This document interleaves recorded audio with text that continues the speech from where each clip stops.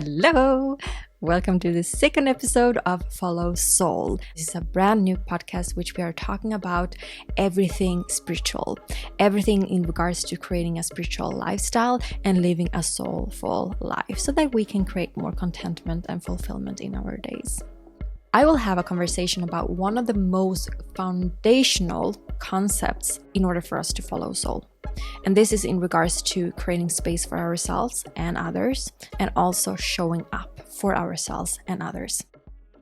Today, we're going to talk about what we choose to share in our lives and how we show up for the world. And this is something which I've been using many times. Like every time when I'm in some certain type of transitioning, when I'm in between versions, and this is something that if you're not familiar with my YouTube videos and my talk from before, I talk a lot about being in different versions because that is how I see it. We are in different versions all the time and we are shifting and changing. So when I'm in between versions, meaning when I'm between a me that I not really resonate with that much any longer, that I want to move a little bit away from, I want to make a change, and I'm between that, like in the gap of the version that I want to be in.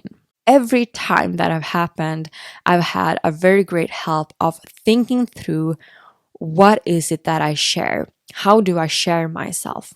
So I will get into why, but for instance, I've been using this when I wanted to call in my soul partner that I'm with today. When I was like, okay, I want a partner. I don't even know if he exists, but I guess he exists because I have that desire, right? He can be this and this and this and this and that. We will have this and this and this and this and that in our relationship, or better than I can ever imagine. That was kind of my attitude which I had during that time, and that is also what happened. I got better than I could ever imagined. The same I did when I felt that I want a new best friend. In my older days, I want a best friend, a new best friend that gets me who I am right now and gets me in the versions that I want to become and evolve even more in. I've also been using this when I'm being at workplaces that I feel that, okay, I need to make some type of change in this work environment. And I have also been using it when I felt that, okay, I need to transit from this workplace into another workplace. I don't really know what it is yet, but I have to figure it out.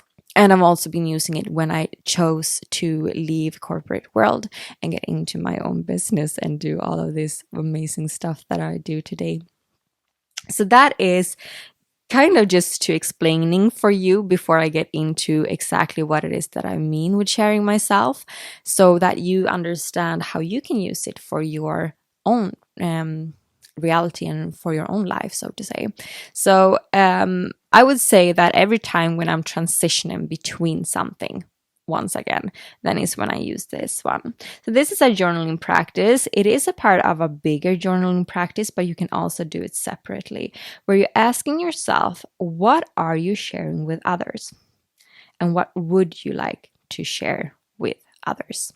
So this is a question that I've been asking myself, and taking the example of when I wanted to call in a new partner, for instance, or a new best friend. I found a very fun writing in my journal, and I will read it for you, and no judgment here, but I said that with friends, I share the personal side of me, but sometimes avoiding the depth because of a need of protecting myself.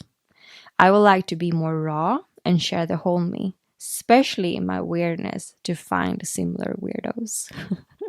It's fun when you're reading your journal after, but it was really like that. And when I wrote it at that point, I realized that when I'm at work, for instance, I don't really show the whole me.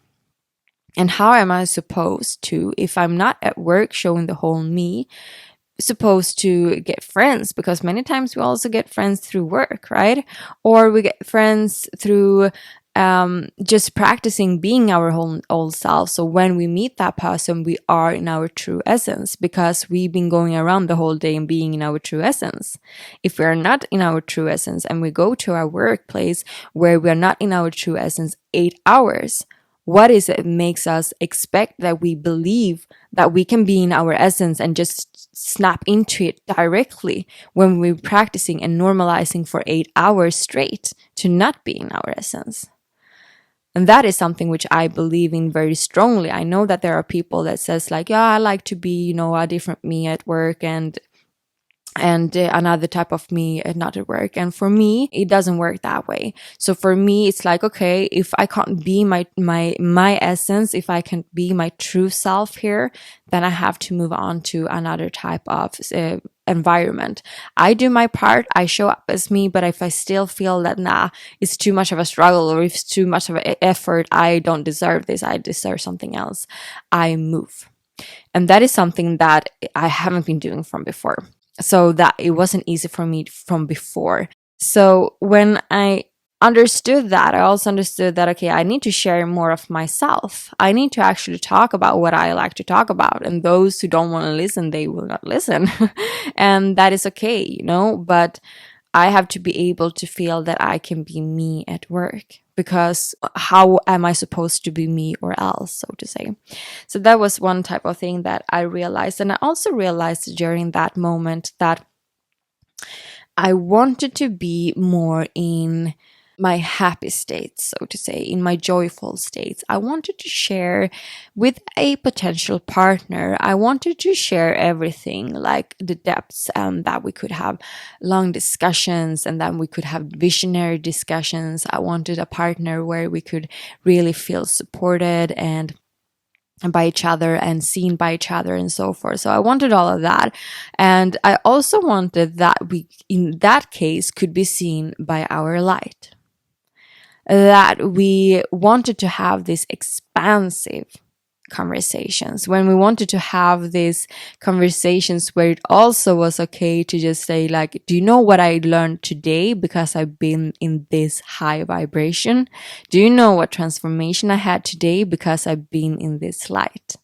And this was something that was a little bit different for me from before, because at that point I also realized that because of my history of mental illness, waking up every single day feeling discontent, going through life feeling discontent, I realized that I've been truly bonding with people through my wounds.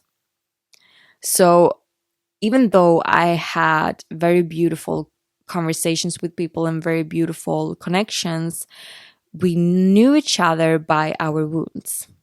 And I think this is quite common for many that have been needing to self-heal a lot. And I felt that we gotta change this, because what is it that says that we get the biggest transformation and we get the biggest lessons from being in our shadows? I know it's a little bit an unpopular opinion maybe, but I started at that point, and today I'm very much in that kind of idea of that. What is it that said that we can't get the same or even better transformation in our light? When we are in our flow, when we are enthusiastic, when we are playful, when we enjoy life. What is it that says that we get our biggest teachings in the shadows, when we suffer, when we go through hardship after hardship, when we feel that we have this mountain to climb? Why can't it be as much transformational having ease and learn through ease, learn through joy, right? So this was something which I, as I said, woke up to, and today I'm very much in that zone as well. So I realized that with a partner, we need to be able to share this kind of light. I want a partner that is quite light, actually. Maybe don't need to have so much in their luggage even. And that was very different from before.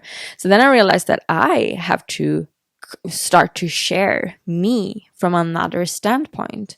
I can't always share my stories over and over again, because then we get into those conversations. If I share what I tend to be, or the self-esteem I had before, or the heartbreaks I've been through, or all my relational karma I've been suffering through, or whatever, right? If I would be starting conversation about that, the conversations would be in that, and that would be what we would be bonding in. So I needed to pay attention to what stories am I telling, And I talk about this often, those of you that know me, so to say. What stories am I telling? Because those stories I tell is also where we start to create this type of ripple effect in what we talk about. So I felt it was so refreshing when I met my partner. He didn't ask so much about my past. And when I talked to him about my past, he wasn't so like, oh, okay, and wanted to talk about it over and over again and, go to the depths. He was more like, okay. He wanted to focus on the me and the us that we were in now. He wanted to focus on here we are now in the presence. What is your story now, right? And that was so refreshing. And that was something that I wanted. And that was something that I needed. And that was something that I've been wishing for a lot. To have almost that guide, someone who also wanted to push ourselves into the light instead, right? Or not even push ourselves into the light. That is actually, now I'm correcting myself, but that is just a habit of being in struggle mode. So sometimes I slip into that still as well, and now I'm showing up and sharing my authentic self. So what is it that you share? I want you to think through today what it is that you share in your conversations with others. What do you choose to share? And really think through that what I choose to share is also what we will start to talk about, because most of the times people are polite. Most of the times people want to see each other. People want to meet each other. People want to be there for each other. So if someone starts to talk about something, if you have great friends around you, they will be like listening, and they will want to give you a solution, and they will want to sit there. But that doesn't necessarily mean that that is the best way out. That doesn't necessarily mean that that will solve the so to say problem that you maybe face at that point, or whatever it might be. So next time you want to expand limiting beliefs, next time you want to meet your long life partner, or maybe just a new partner, maybe a love life partner isn't for you, right? Next time you want to step into your purpose, or the next time you want to meet a new bestie. And that next time, journal about how you can create more space for you, and how you can create more space in the conversations, and what it is that you want to birth into this experience. Support the process by also asking yourself, not only for my current self, but for the future self, the even more so expanded self of me.